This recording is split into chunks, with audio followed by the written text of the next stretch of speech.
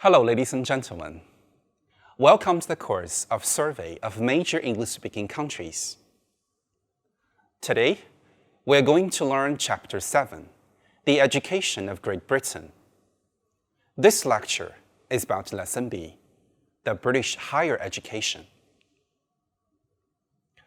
The British higher education is highly valued nationally and internationally for its high standards and quality. The higher education's reputation also comes from the graduates' professional, scientific, and artistic achievements. Many people in many different areas whose work reached global recognition come out of British universities. Some of these universities and other higher education institutions are ranked at the top among the universities in the world. By definition, the UK higher education is the level of education that follows the secondary schools as the hierarchy of educational system in the UK. When the high school is over, British students have to sit in a standard examination, which makes them eligible or not to continue their education in the higher level. Students normally enter higher education as undergraduates from age 18 onwards, and can study for a wide variety of vocational and academic qualifications. Higher education in the United Kingdom has a long history. Teaching in the city of Oxford is documented from 1096. Making the University of Oxford the eldest university in the English-speaking world. The University of Cambridge celebrated its 800th anniversary in 2009, commemorating the association of scholars who first gathered in the town in 1209.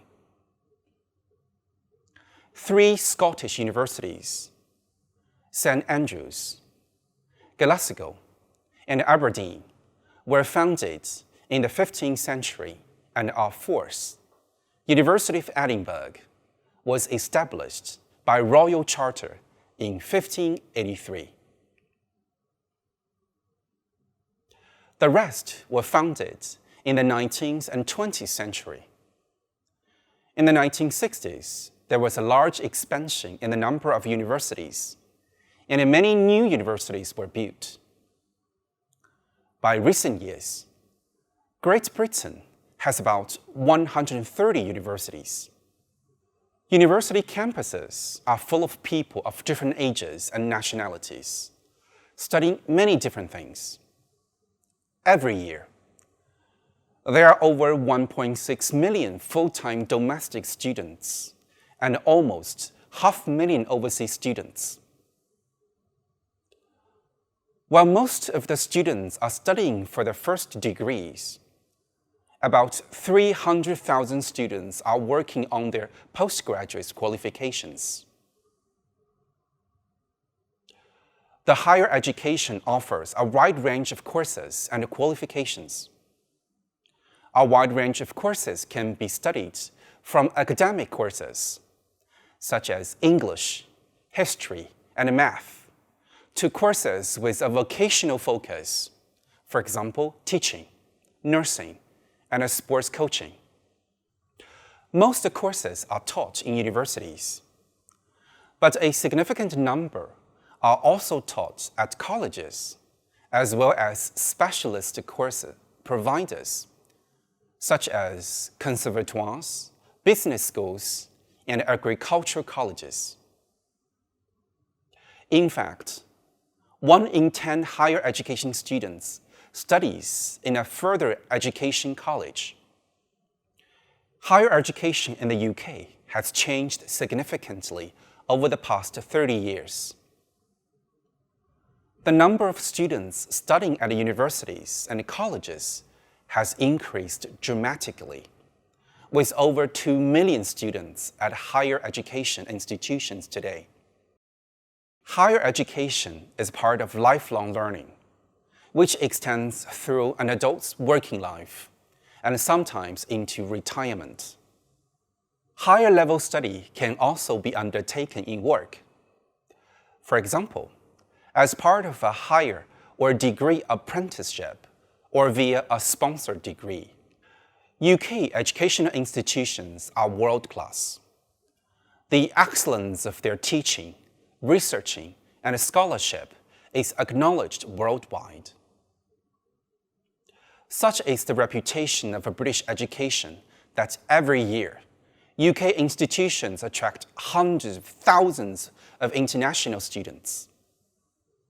Many who come to study there pay for their courses privately, and some receive financial help.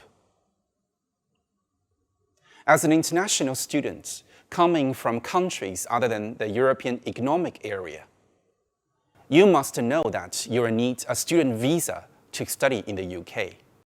More importantly, you want to make sure you have money to finance your stay there during your studies. When applying for a visa, you need to show you have enough money to cover your course tuition and other expenses. Most undergraduate education in the UK education system is state-supported. In the British school system, there is the Russell Group, which is a network of 24 British public research universities, contains some of the most prestigious universities in the country. This prestigious group includes the universities such as the University of Birmingham, the Universities of Oxford, the University of Cambridge, the University of York. All of these are well-known universities, and many people, both citizens of the UK and international students, aspire to be a student in one of these schools. An undergraduate course usually takes 3 years to finish, while Scotland makes an exemption because it takes 4 years. The reputation of the British higher education goes hand to hand with its costs. Tuition fees may vary from university to university, so it's always advisable to check the university's websites before making any further plan for your studies. For sure, to attend a British university, you need a lot of money packed in, whether you are a native or not. But there are many scholarships you can apply for. International students are substantial parts of the student population in British universities. The UK is the second most popular study destination for international students. If you decide to be one of the more than 1 million foreign students in the country, you are definitely one step closer to a guaranteed brighter future. The UK education system and its higher education degrees are valued by academics and employers all over the world. Institutions determine their own admissions policies and the minimum entry requirements for each program. For bachelor's degrees, the minimum entry requirement is usually 2 or 3 General Certificate of Education Advanced Level, the A-level passes, as well as the minimum number of General Certificates of Secondary School Education, the GCSE passes, at grade C or above. Higher education institutions are not obliged to express their entry requirements in terms of tariff points. Any applicant who missed the published minimum admission requirements for a particular program may be offered a place. But this is not guaranteed. Entry is competitive, with wide variations between institutions and programs in terms of the competition for places. For some highly preferred programs, such as medicine, dentistry, and the law, applicants may be required to take an additional admission test.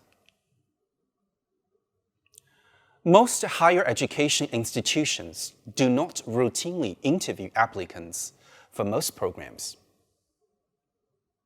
However, applicants for entry to professional and vocational programs are usually required to attend a selection interview, as are all applicants to the universities of Oxford and Cambridge.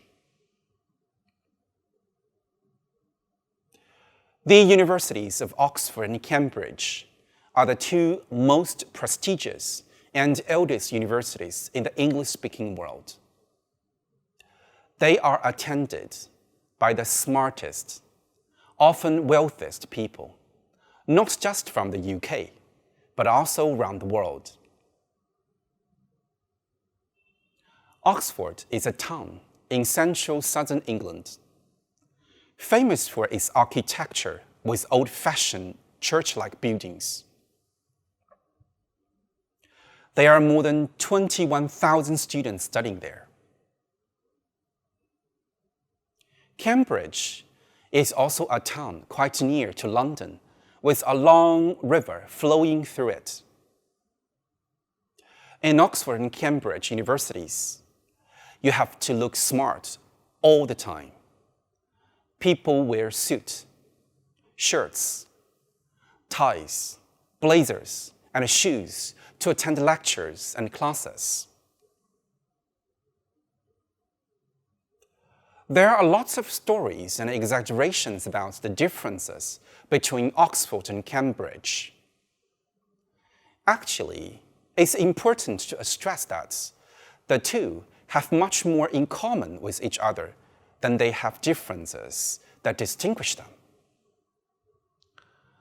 There's a long-standing argument that Oxford is better for humanities subjects and Cambridge better for science. Like all myth, it has a thin foundation, in fact. Oxford is known for its alumni in the humanities, and the Cambridge boasts in the science. But you shouldn't take that to mean that a science degree from Oxford is less good than a science degree from Cambridge, or that employers will be less impressed with a history degree from Cambridge than its equivalents from Oxford. Another long-standing argument is which is more beautiful, Oxford or Cambridge. The architecture of both is undoubtedly stunning. Oxford is more architecturally uniform, as many of its buildings are made from this honey-colored stone. But it would be hard to argue that, say, King's College, Cambridge, is any the less beautiful for having been constructed from a variety of different sources of stone. Remember how there is no real difference in the success of Oxford and Cambridge in the humanities or the science. That's true, until you look at their best-known graduates. Then, a definite trend emerges. Oxford is particularly well known for its graduates who went on to be politicians. Many studied philosophy, politics, and economics. 27 British prime ministers have been educated at Oxford, 13 of them at just one college, Christ Church, compared with 14 at Cambridge. And the dominance of Oxford in this area is increasing. Of the 14 post-war prime ministers, 10 studied at Oxford and none at Cambridge. Against that, Cambridge is far ahead of Oxford in the realms of Nobel Prizes, mostly in the science.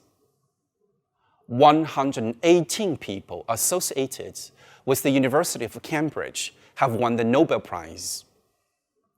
33 of them from the Trinity College alone. Oxford boasts just 69 Nobel Prize winners. But for the students, which one to choose isn't likely to affect their future career too much. Both are among the very best universities in the world.